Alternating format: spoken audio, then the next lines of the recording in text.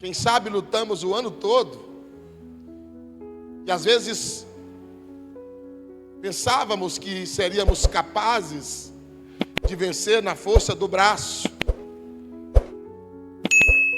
Estamos chegando em dezembro e descobrimos que o nosso braço não tem força nenhuma. Às vezes até dissemos, eu vou orar o ano todo, dessa vez eu quero ver. A oração foi maravilha. Mas não é porque você orou que você pode fazer. É quando Deus quer fazer. Por isso precisa entregar para Ele. Porque comigo eu não abro mão, eu vou até o fim. Você só vai até onde Deus permite. Então nós vamos aprender em algumas mensagens sobre entregar para Deus e descansar em Deus. E para isso eu quero ler com você, repetir a leitura do texto que o pastor Anderson leu. E falando aqui, lembrando do nome do pastor Anderson, eu lembro do pastor Valdemar, que está nos representando lá na congregação de Areia, está pregando no culto de varões, na congregação de Areia. Deuteronômio capítulo 33, verso de número 12, vai dizer o seguinte, o texto sagrado. A respeito de Benjamim, disse que o amado do Senhor descanse nele em segurança, pois ele o protege o tempo inteiro. E aquele a quem o Senhor ama, descansa nos seus braços. Para entender o que a palavra ministrada nesta noite, o objetivo que nós queremos que você alcance no entendimento, eu quero falar com você um pouco sobre a história de Benjamim, que é relatado na Bíblia umas 3 ou 4 vezes apenas. Ele é um dos filhos de Jacó e é o filho da mulher que Jacó amava, Raquel. E teve um acontecimento diferente no nascimento de Benjamim, porque Jacó teve 13 filhos, 12 filhos e uma filha, 13 ao todo. Mas Raquel era estéril. E depois de buscar a Deus e buscar a misericórdia e descansar e confiar e entregar a Deus, Deus abre o seu ventre e então Raquel dá à luz a um filho, e este filho recebe o nome de José. José, aquele que todos conhecem como José do Egito, aquele que foi vendido pelos seus irmãos como escravo para o Egito e lá se tornou governador. Só que a história que chegou em Jacó, ela chegou diferente. Os irmãos de José chegaram no seu pai com a túnica cheia de sangue e disse: olha, encontramos a túnica do seu filho. É claro que naquela época José tinha saído para encontrar com seus irmãos, e agora os irmãos, depois de tramarem tudo, volta para casa com a túnica ensanguentada e diz: encontramos a túnica, apenas a túnica, e essa é a túnica do seu filho. Ele olha, Jacó olha e diz: é a túnica do meu filho José. E automaticamente veio à sua mente e ficou como que algo esclarecido, que José tinha sido atacado por uma fera, e essa fera tinha dilacerado a vida de José, e José estava morto. Então,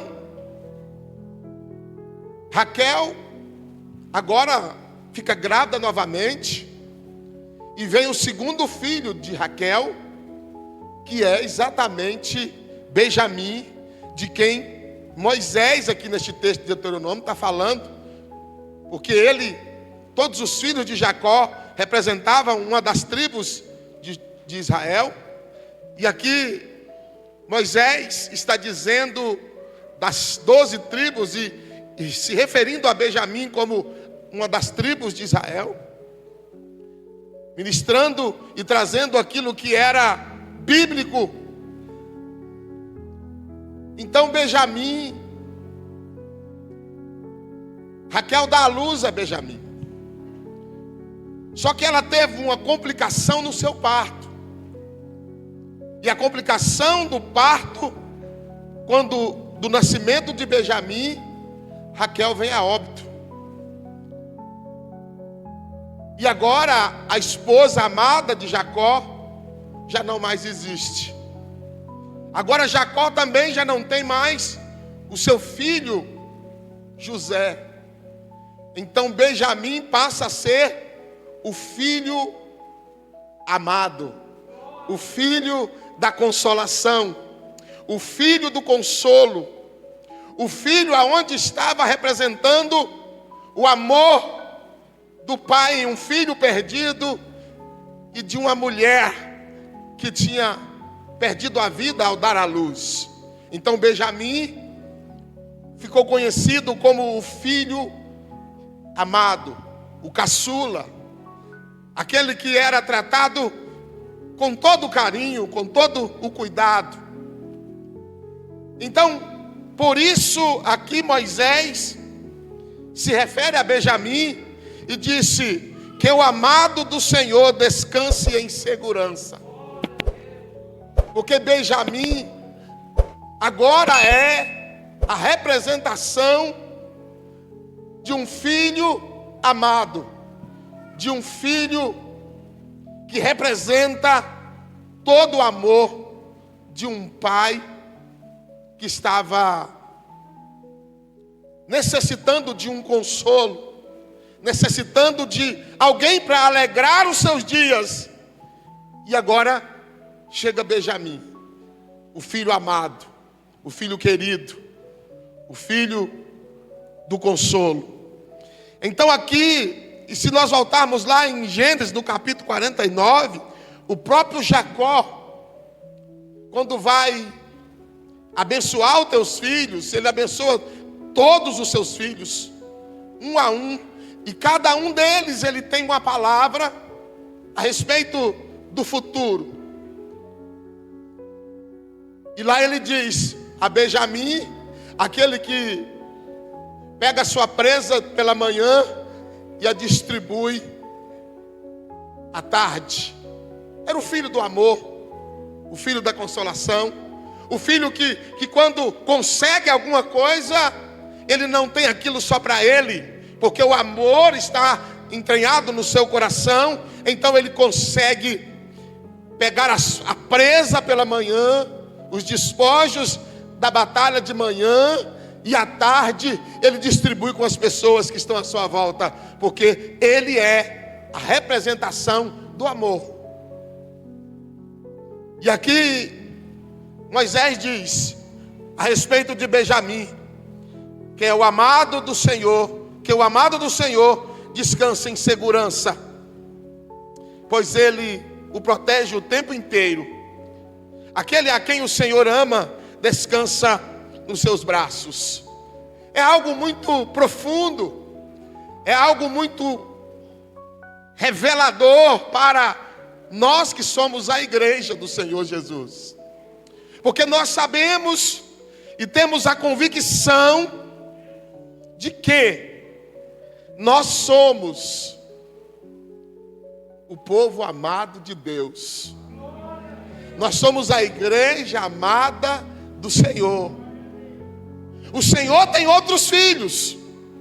Israel é o primogênito de Deus. Israel, Deus tem um compromisso com Israel, como nação, como filhos. Mas o amor de Deus se voltou para a igreja. E agora Israel ficou para segundo plano. Israel será tratada, Israel será abençoada, Israel será salvo, Israel terá a bênção de Deus. Mas Deus agora olhou para o Filho amado e disse: que o amado do Senhor descanse nele em segurança. É Deus dizendo para mim e para você que a minha igreja, que o meu povo descanse em mim em segurança, pois o Senhor, o Deus Todo-Poderoso, protege a sua igreja o tempo inteiro. E a igreja, a quem Ele ama, a quem o Senhor ama, pode descansar nos braços do Senhor, o seu Deus. Essa é a palavra para a igreja, para os filhos amados do Senhor, o nosso Deus. Só que existem algumas questões que nós precisamos considerar para entendermos como descansar, para entendermos como entregar e confiar em um Deus que ama tanto. Para que você consiga entregar tudo e descansar em Deus, vai ser necessário uma total confiança. Uma total confiança. Confiança em quem? Nele. Porque o pedido aqui, a ideia aqui é que nós descansemos e entregamos tudo ao Senhor. E para entregar tudo a alguém, nós precisamos ter uma confiança nesta pessoa. E para termos confiança, é preciso estabelecer essa confiança através do desenvolvimento de um relacionamento. Não há como confiar em alguém se você não o conhece. Se você não tem com esta pessoa ou com este alguém um relacionamento à base da confiança. E quanto mais intimidade, mais confiança se adquire. Então o que eu quero que você entenda nesta noite é que para você conseguir entregar a sua vida por completo a Deus e descansar nele, você precisa confiar. Você precisa, para confiar, você precisa conhecê-lo. E para conhecê-lo, você precisa desenvolver um relacionamento com ele. E esse relacionamento, ele tem uma base. A base de tudo é o amor. É o amor. E o que nós precisamos saber não é o tamanho do meu amor para com Deus. O que eu preciso saber para confiar nele é o tamanho do amor dele para comigo. Porque ele disse no evangelho, quarto evangelho, né?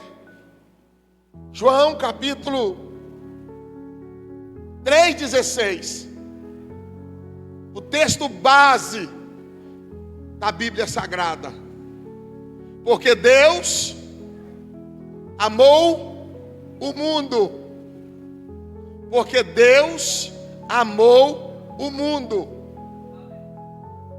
Nós temos aqui a confirmação de que nós somos amados de Deus.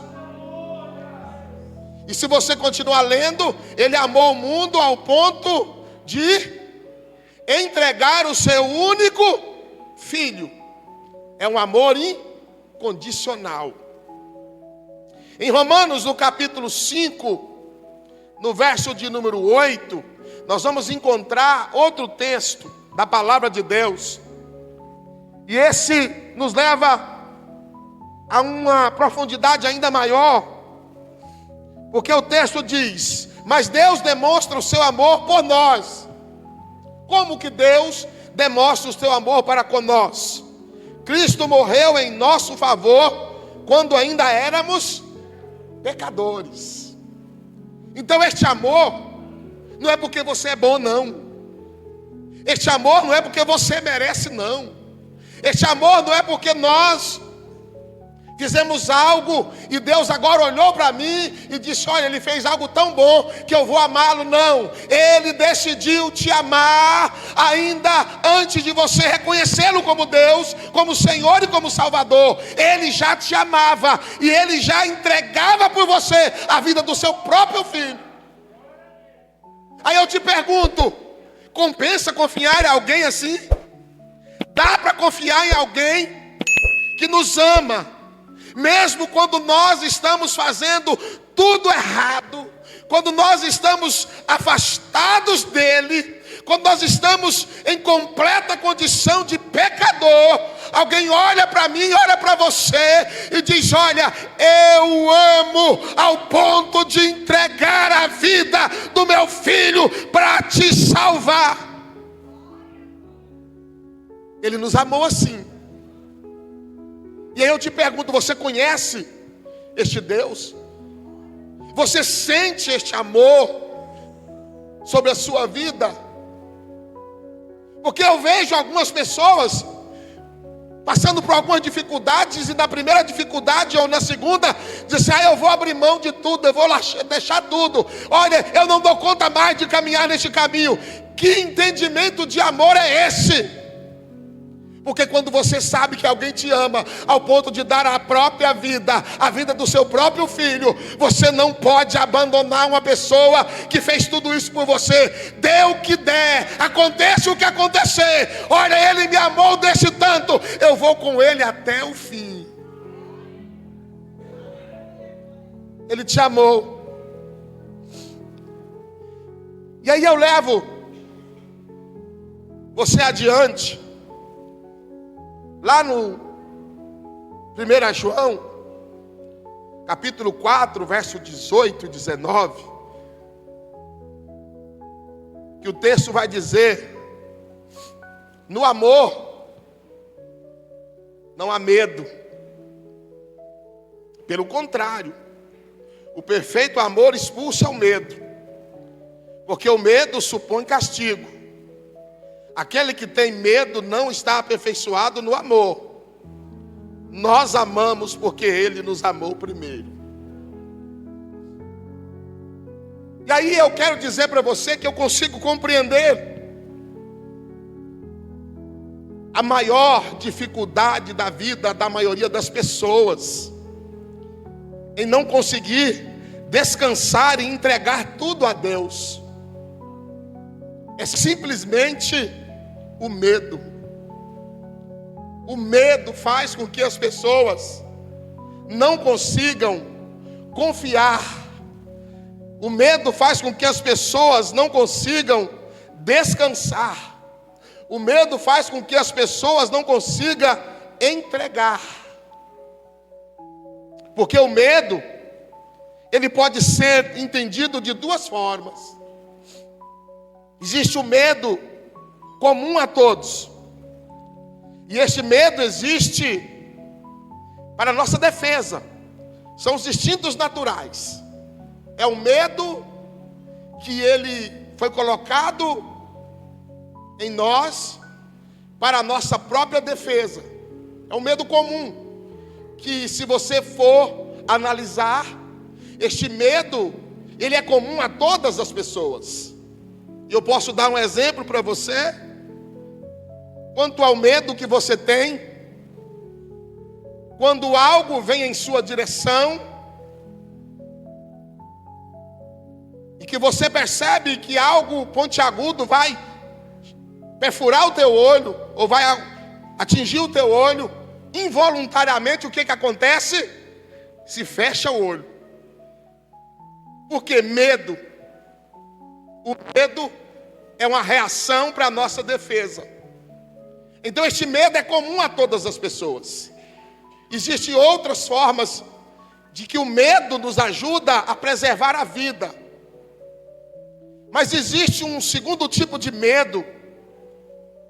E este medo é um medo criado na mente das pessoas pela voz do acusador.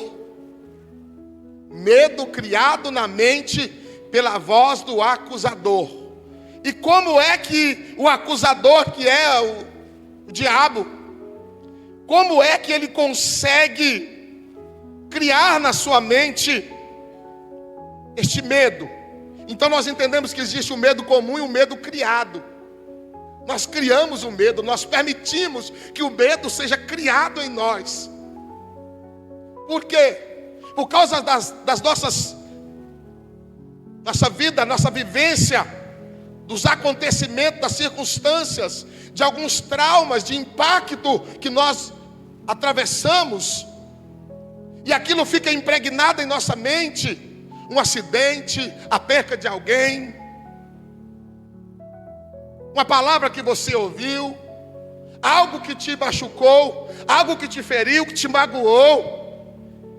E isto fica na sua mente, e aí vem a voz do acusador, e faz com que este acontecimento se transforme em um medo, e este medo te paralisa, este medo te trava, porque o acusador consegue usar os próprios instintos da sua vida para te paralisar, dizendo: olha, vai acontecer de novo. Aí vem os gatilhos, né, emocionais. Vai acontecer de novo. Olha, você vai ser traído de novo. Olha, você vai passar pela mesma dor. Olha, você vai ter o mesmo sentimento. Olha, você vai fracassar, você não vai conseguir. E aí a psicologia criou e fez uma relação dos maiores medos das pessoas.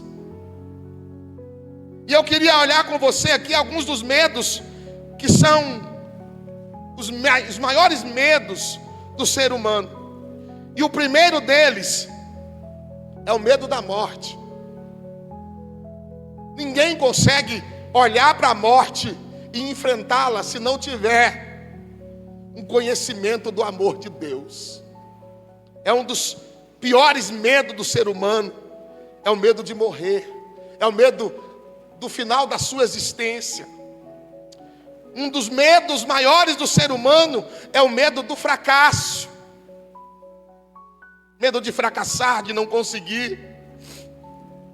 Outro medo do ser humano é o medo da rejeição ou da solidão. Não vão me aceitar, eu vou ficar sozinho. É um dos maiores medos do ser humano. O medo do sofrimento ou da dor ou da doença é um dos grandes medos da humanidade. Medo do desconhecido, medo de mudanças, medo de passar por aquilo que não conhece, medo de não conseguir compreender o desconhecido, medo da perca de controle. Tem pessoas que o maior medo é perder o controle da situação. E o medo de não ter um propósito. Para que eu nasci? O que eu estou fazendo neste mundo? Para que eu vim a este mundo? São medos que o ser humano vive diariamente. E esses medos têm feito com que as pessoas entrem em estresse, ou passe pela situação de estresse. Ansiedade, depressão. Algumas pessoas não conseguem dar continuidade na sua vida, porque o medo de tudo, o medo das coisas. Tem pessoas que, se ele estiver num ambiente e acabar a energia no escuro, ele perde o ar, ele não dá conta de respirar, de tanto medo, de tanto medo. Então o medo paralisa as pessoas, leva as pessoas a viverem inseguras. E esta insegurança, e este temor, e este medo faz com que nós não confiamos totalmente nas pessoas, faz com que nós duvidamos das palavras, e isso tem influenciado, isso tem sido prejudicial aos amados de Deus, aos escolhidos do Senhor, aqueles que podem descansar nos braços de Deus, aqueles que podem entregar a Deus tudo e todas as suas situações, agora por causa de circunstâncias da vida, de decepções da vida, porque o medo fez com que elas perdessem a confiança em coisas e em pessoas. Agora elas olham para Deus e diz: como eu vou participar de uma campanha? Como que o pastor pode me convidar para entregar tudo, para viver em descanso, na dependência de alguém? E eu quero dizer para você nesta noite, se você conhecer quem é que eu estou falando que você pode entregar, e quem é que você pode, em quem é que você pode descansar, você me daria razão e diria: realmente, nessa pessoa, neste nome que o pastor está se referindo, lendo a palavra de Deus, eu posso confiar, porque eu conheço Deus, porque eu conheço quem é Deus. Jó passou por umas situações muito difíceis,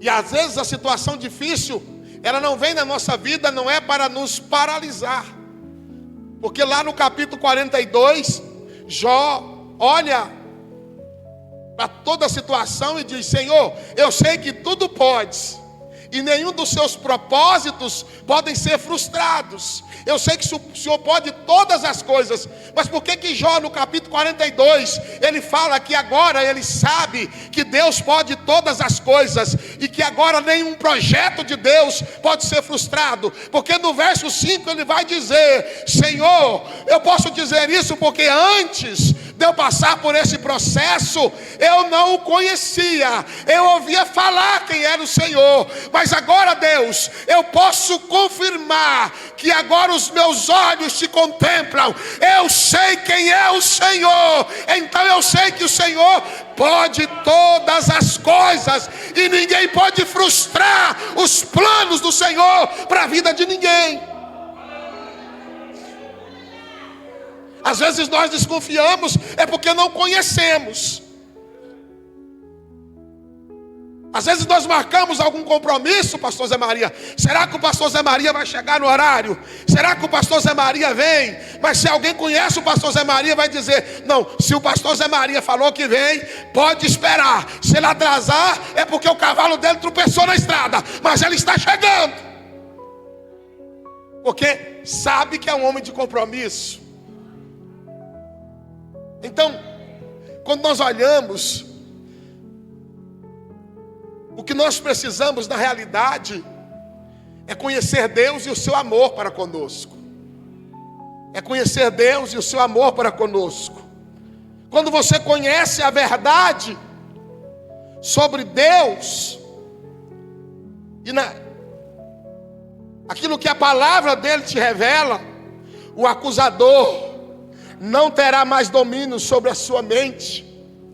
Quando você de verdade saber quem é o Deus que você foi escolhido por Ele, se você conhecer o Deus que te ama, se você souber de verdade quem é Deus, porque tem muitas pessoas que até já ouviram falar de Deus, mas ainda não contemplaram Deus com os seus olhos. Já viram falar que Deus é bom, mas ainda não experimentaram a bondade de Deus, porque não teve a intimidade de chegar na presença dEle e dizer: Senhor, eu não posso, mas eu confio que o Senhor pode. Senhor, eu não sei, mas eu confio que o Senhor sabe, porque conhecem Deus. E quando você conhecer de verdade Deus, o acusador não terá mais domínio sobre a tua mente. Todos os seus medos sumirão. Todos os seus medos desaparecerão. Olha o que diz a palavra do Senhor. Pastor, eu tenho medo da morte. João capítulo 11, verso de número 25. Disse-lhe Jesus: eu sou a ressurreição e a vida. Aquele que crê em mim, ainda que morra, viverá. Eu tenho medo da morte, mas eu tenho Jesus que venceu a morte. Se eu olhar em Hebreus capítulo 2, olha o que diz. Eu quero ler alguns textos com você, para você conhecer Deus hoje. Olha o que diz Hebreus capítulo 2, verso 14. Portanto, visto que os filhos são pessoas de carne e de sangue, ele também participou dessa condição humana. Jesus se tornou homem por causa de você, para que por sua morte derrotasse aquele que tem o poder da morte, isto é, o diabo, e libertasse aquele que durante toda a vida estiveram escravizando pelo medo da morte. O diabo era o acusador, era aquele que tinha o domínio, escravizava as pessoas, dizendo: olha, está nas minhas mãos a chave da morte, está nas minhas mãos o poder da vida.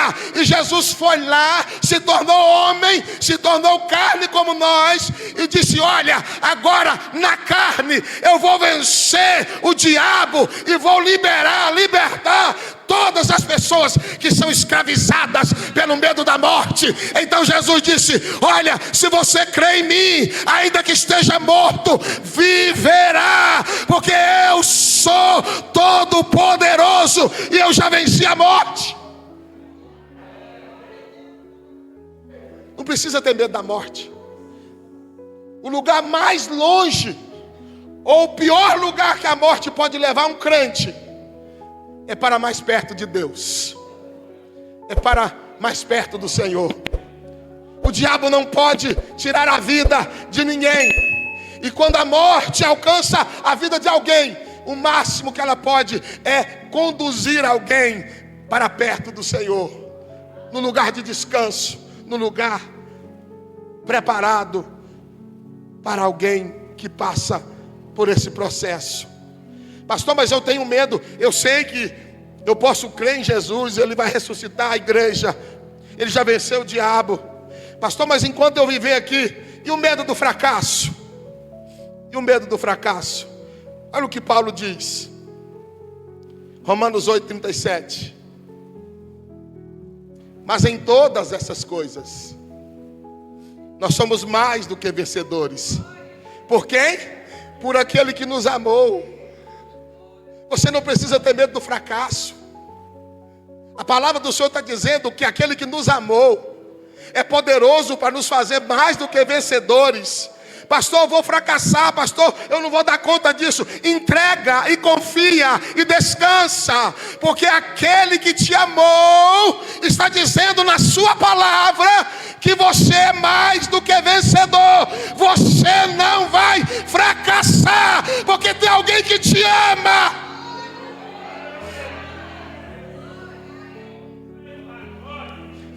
Pastor, mas eu tenho medo mesmo é de ser rejeitado, de viver na solidão. Eu quero ler com você Gênesis 28:15. Estou com você. Uai, tem medo da solidão? Então já não é mais solidão, né? Estou com você.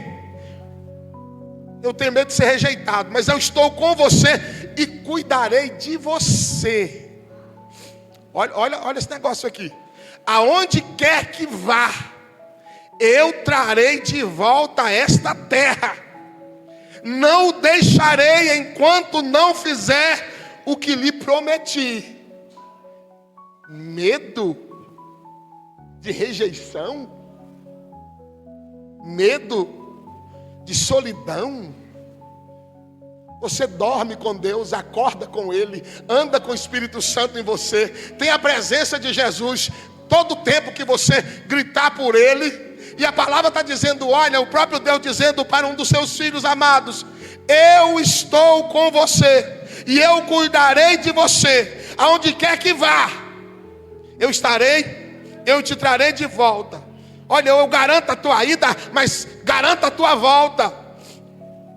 Não te deixarei, enquanto não fizer o que prometi. Salmo 23, no verso 4, o que o salmista diz? Mesmo quando eu andar num vale de trevas e de mortes, eu não temerei perigo algum, pois tu estás comigo. Ele nunca vai te deixar, porque Ele decidiu te amar. Não importa a situação que você está passando, você não precisa ter medo da rejeição ou da solidão, porque tem alguém que te ama, que está com você. Eu tenho medo do sofrimento.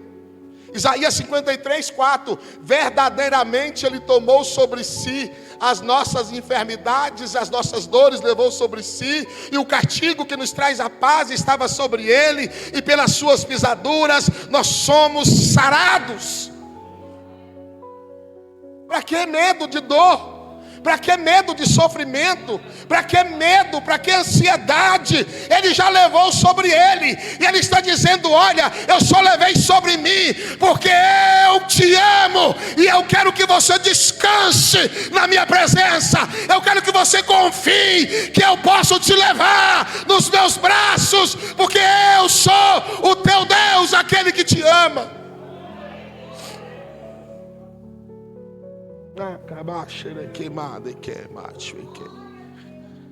O desconhecido, medo do que eu não conheço, me traz ansiedade, me traz desespero, me traz angústia, porque o desconhecido é algo que me apavora. E aí vem Paulo e escreve aos Filipenses no capítulo 4, verso 6: não andem ansiosos, não faça isso por coisa alguma, mas em tudo e pela oração e súplica e com ações de graça apresente seus pedidos a Deus. Não andem ansiosos por causa do desconhecido, não andem ansiosos por coisa alguma, mas pela oração e súplica com ações de graça apresente os seus pedidos a Deus. E a paz de Deus, que excede todo o entendimento, guardará o seu coração, a sua mente em Cristo Jesus. Sabe por que você ainda está ansioso? Sabe por que você ainda anda assim, meio preocupado, desesperado? É porque você quer entender o que Deus faz. E a Bíblia está dizendo que a paz que excede todo o entendimento. A Bíblia está dizendo que você tem que deixar de entender. Você precisa confiar. Você não precisa entender o que Deus faz. Você precisa dizer: Senhor, eu confio em Ti. Porque a Tua paz não é para entender, é para viver. Não é para saber, é para viver o que o Senhor tem para a minha vida.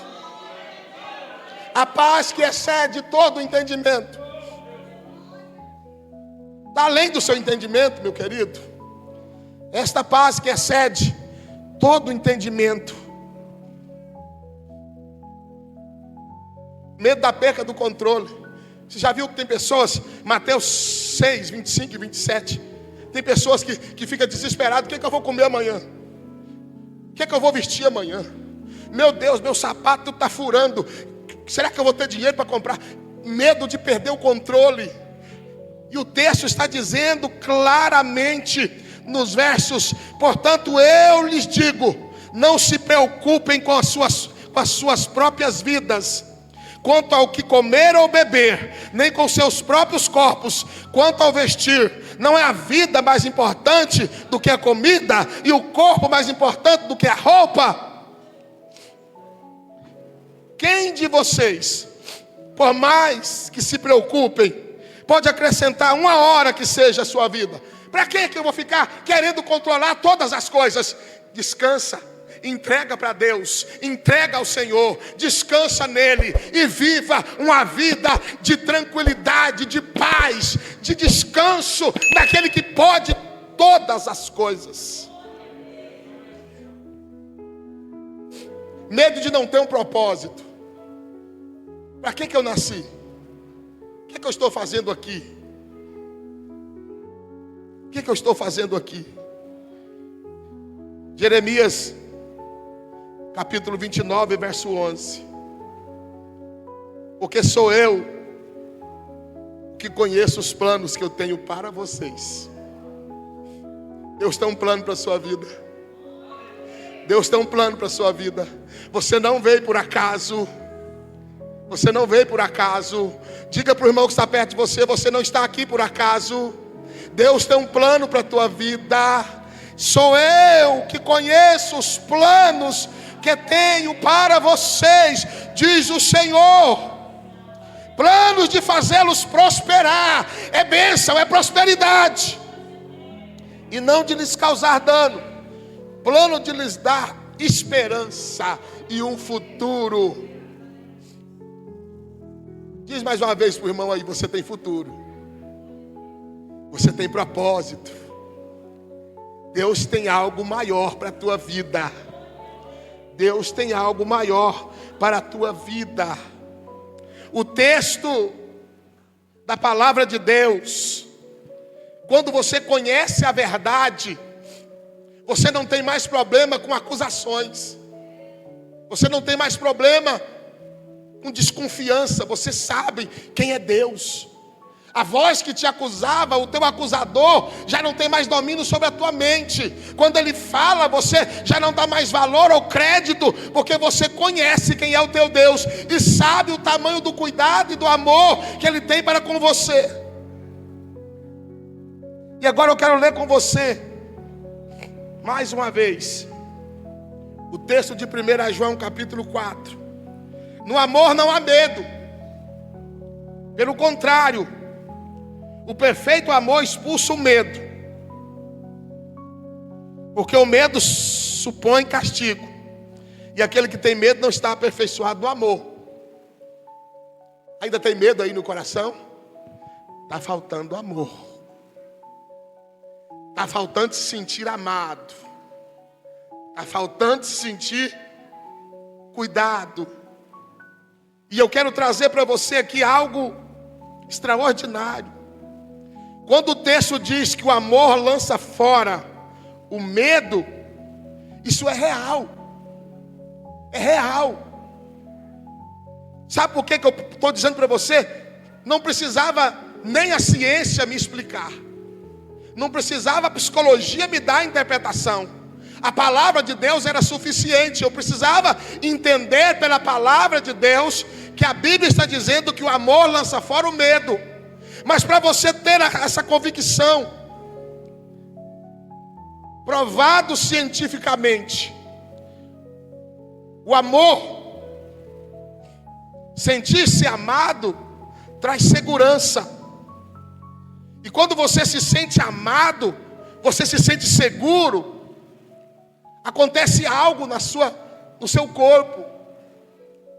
Quando você se sente amado, um abraço, um toque, uma conversa de confiança. Quando você se sente amado, é liberado um hormônio chamado ocitocina. Ocitocina. Esse hormônio é chamado hormônio do amor. Todas as vezes que você se emociona, que você sente um aperto de mão, pode ser um toque que você sente protegido e amado, um abraço, uma passada de mão aqui no cabelo, um cafuné. Todo sentimento, tudo aquilo que leva a você ter um sentimento de amor, o seu corpo responde, liberando o hormônio chamado ocitocina para o seu cérebro. Aí quando esse hormônio é induzido para o cérebro, sabe o que acontece? Ele elimina. A ocitocina inibe ou elimina a atividade da amígdala, que é responsável de receber o hormônio cortisol, responsável pelo medo e pelo estresse. Sabe o que a palavra de Deus está dizendo, pastor Nelson? Quando você se sente amado, o amor que você sente expulsa o medo da sua mente. Não pode subir para o seu cérebro dois sentimentos, porque automaticamente um elimina o outro. Se você dar evasão ao sentimento de tristeza, de amargura, você vai ter medo, vai se desesperar, vai entrar em desespero, vai entrar em depressão. Mas se você se sentir amado, seguro, os seus hormônios vai impedir que outro tipo de hormônio que causa estresse e medo esteja no mesmo espaço onde ocupa o hormônio que é produzido pelo sentimento de amor. Então, quando a Bíblia diz o amor, o verdadeiro amor, lança fora o amor, no amor não há medo. Pelo contrário, o perfeito amor expulsa o medo. Isso cientificamente está provado pela medicina e nós podemos experimentar isso no dia a dia. O amor de Deus para conosco precisa trazer em nós uma segurança ao ponto de nós excluirmos todo o medo.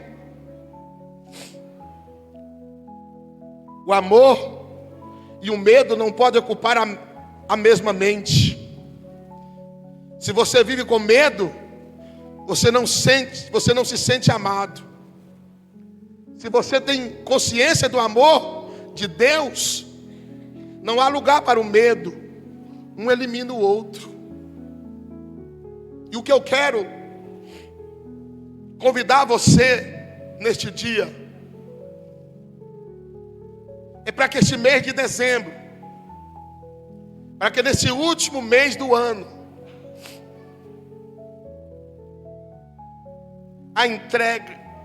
convidar você a entregar tudo a Deus, descansar, tudo que você não pode, porque tem coisas que nós podemos fazer, mas tudo aquilo que você não pode fazer, eu quero te convidar a entregar e descansar em Deus.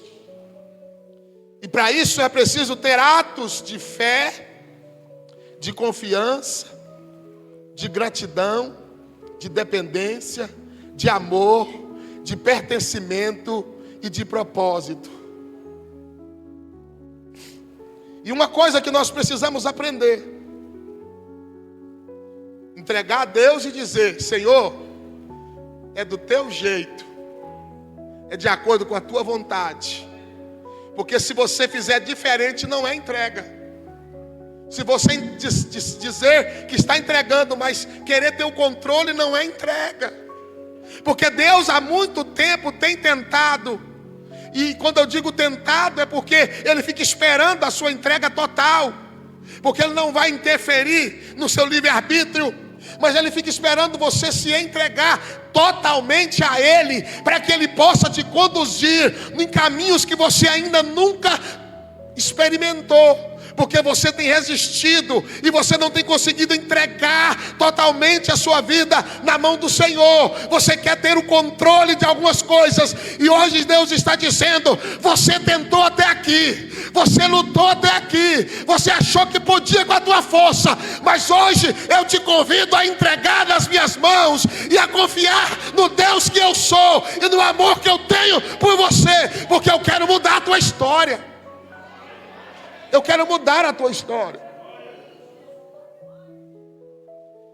Tem pessoas que ficam com medo, né? Medo do fracasso, medo de todas as coisas. Mas se eu entregar, e se Deus me levar para cá, olha, eu não posso envolver muito na obra de Deus, porque se eu envolver na obra de Deus, aí o pastor vai achar que eu estou querendo ser dirigente, e aí vai me colocar para dirigir. A mulher puxa para um lado, o homem puxa para o outro. Eu não quero isso para a minha vida. Eu não quero ser esposa de pastor, eu não quero ser pastor, eu não quero me envolver na obra. E Deus está dizendo: o que eu tenho para você é maior do que você pensa ou merece. O que eu tenho para você é na base do amor, e aonde eu quero te levar você nunca experimentou. E se você deixar eu te conduzir e entregar nas minhas mãos o controle da tua vida, eu farei de você algo maior. Confiança. Eu volto aqui. Descansar. O que é descansar? Ato de fé. Descansar é ato de fé. Descansar não é ficar parado. Descansar é ato de fé. Descansar é ato de obediência. Descansar é ato de confiança. Descansar é um reconhecimento de que a nossa verdadeira força vem do Senhor. E isso nos leva, quando nós entendemos isso, que descansar é ato de fé, de obediência e de confiança, isso nos leva a um reconhecimento que a nossa verdadeira força vem do Senhor. E isso nos leva a um sentimento de pertencimento. Eu pertenço a algo maior do que eu. Isso me leva a um sentimento de amor. Olha, eu sou amado mais do que eu mereço. Isso me leva a um sentimento de propósito e de aceitação. Porque eu vou descansar. Porque eu vou entregar a Deus a minha vida. Eu vou entregar a Deus o meu futuro, o meu presente. Eu vou entregar a Deus porque eu confio nele. Porque eu sei quem ele é. Tem muitas pessoas precisando conhecer Deus de verdade. E se você experimentar este processo, você nunca mais será o mesmo. Eu ouvi uma frase muito interessante de alguém dizendo: olha, mas eu não acredito em Deus. Aí a pessoa respondeu dizendo: se você acreditar em Deus, vai custar-lhe alguma coisa? Custa alguma coisa acreditar em Deus? Custa alguma coisa você acreditar em Deus? Não. Mas se você acreditar em Deus, e tudo que nós falamos de Deus, para você que não acredita, lá no final, não custou nada você acreditar. E lá no final, tudo que se falou de Deus é real. E se você acreditou, você será salvo e abençoado. E aquilo que não te custa nada, se você não acreditar, quando chegar no final você perde tudo. Pelo simples fato de resolver e decidir acreditar ou não, confiar ou não. Deus está dizendo para você nesta noite: eu tenho o melhor dessa terra para lhe entregar. Mas você precisa confiar, você precisa entregar, você precisa descansar nos meus braços. Eu não vejo um outro lugar melhor do que descansar nos braços do Senhor, que me ama, que me ama. Nos braços do Senhor, o mundo está do avesso, eu estou protegido. Nos braços do Senhor não tem nem insônia, porque Ele canta, Ele balança, Ele faz você dormir, Ele faz você confiar, Ele faz você se sentir protegido. Nos braços do Senhor, a segurança. Eu não sei qual o grau do seu conhecimento e do seu entendimento de Deus. Você precisa simplesmente dizer para Ele: Senhor, será do teu jeito, porque agora eu sei que tu me amas. Eu sei que tu me amas. Salmo 62:1 diz: A minha alma descansa somente em Deus, dele vem a minha salvação. O verso 5 diz: descansa somente em Deus, a minha alma, dele vem a minha esperança, salvação e esperança. Ainda diz mais, no verso 8: confie nele em todos os momentos, ó povo, derramem diante dele o coração, pois ele é o nosso refúgio. Ele é o nosso refúgio.